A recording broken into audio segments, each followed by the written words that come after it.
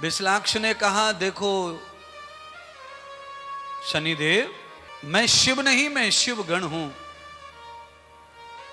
और जब तक माता पार्वती की अनुमति नहीं मिलेगी मैं तब तक तुम्हें अंदर जाने नहीं दूंगा।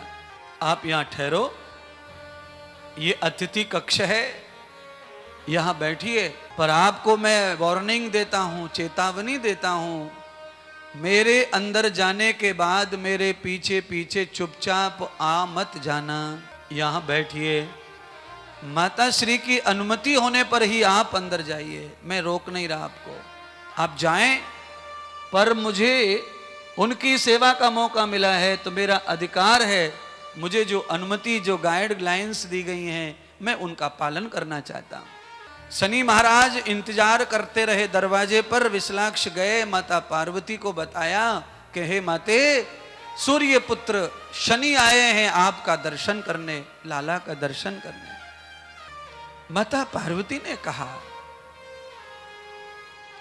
सूर्य पुत्र शनि, उनकी बड़ी महिमा सुनी है और उनके बारे में कहते हैं कि वो सूर्य पुत्र हैं, धर्मराज के भाई हैं, यमुना जी के भाई हैं, ऐसे महान परिवार के सदस्य हैं, तो आने दो, उनसे मुझे मिलने में कोई तकलीफ नहीं है।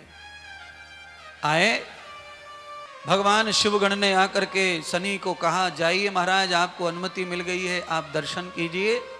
शनि देवता अंदर माता पार्वती के महल की ओर बढ़े। माता पार्वती के महल में पहुंचे।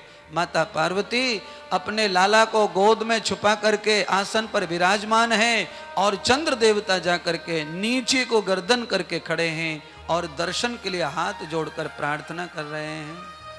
हे मातेश्री, मैं शनिदेव आपका और आपके पुत्र का दर्शन करना चाहता हूं, मुझे दर्शन कराओ। माता पार्वती ने कहा, शनिदेव आप तो मेरे निकट खड़े हैं और मैं तो आपके सामने खड़ी हूं और मेरा बालक भी आपके सामने मेरी गोद में है, तो आप मेरा दर्शन कर रहे हैं, तो साथ में क्या मेरे बालक का दर्शन नहीं हो रहा मेरी गोद में?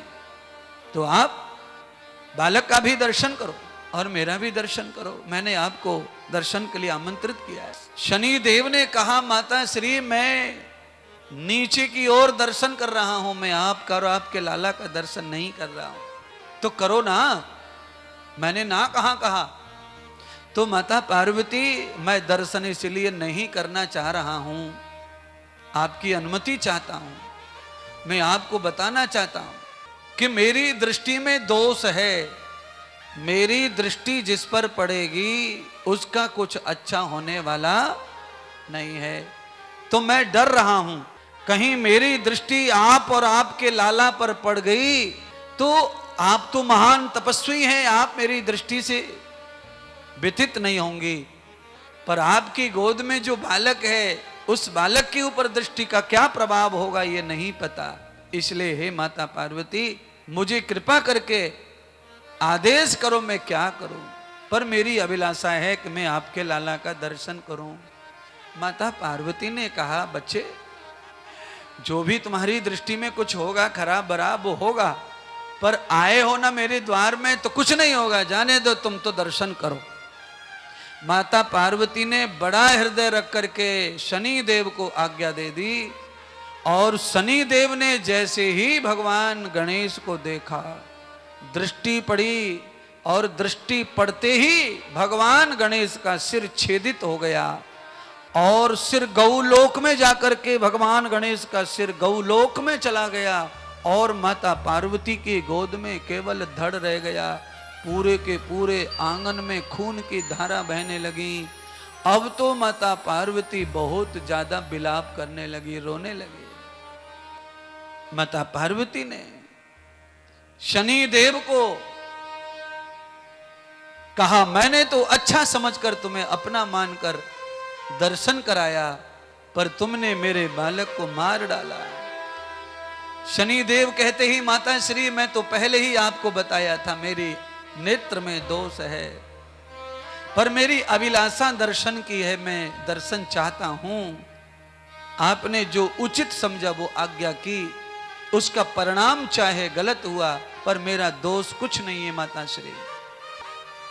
सारे देवता एकत्रित हो गए, माता पार्वती कुंठित हो गई, क्रोधित हो गई। माता पार्वती ने भी शनि देव को श्राप दे दिया, और ये श्राप दे दिया कि तुम्हारे नेत्र का दोष भी मिट जाएगा, तब भी संसार में जब तक सूर्य रहेगा तब तक दुनिया में तुम्हारे अंदर जगत दोष को ही देखता रहेगा।